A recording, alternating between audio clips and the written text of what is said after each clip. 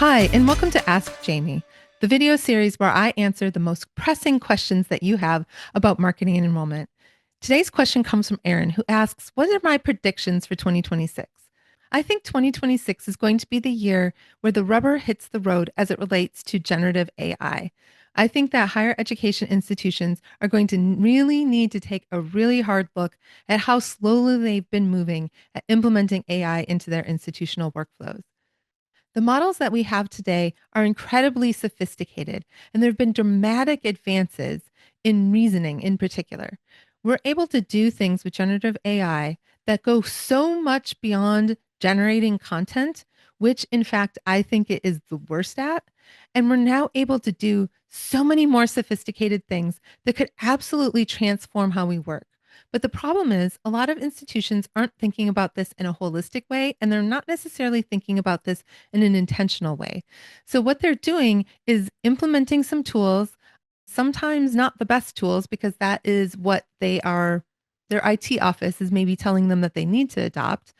And they're taking these tools and dropping them on their campuses without having any intentionality, any training, any insight into how you can now take these tools to do something different. A lot of people just think about how to work AI into their existing workflows. But there's things that we can do entirely differently if we rethink those workflows from the ground up.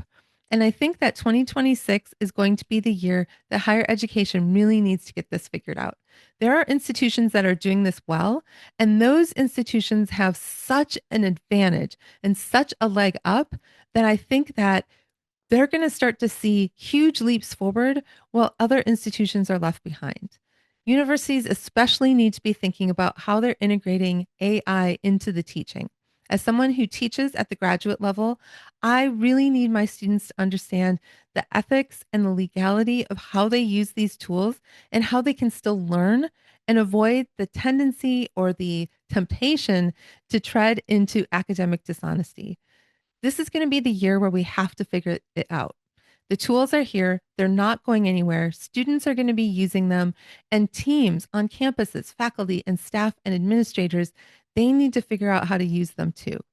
So I think if I'm going to predict anything, it's going to be that those schools that do this with intentionality are going to be the ones that are leaps and bounds ahead of those that are not.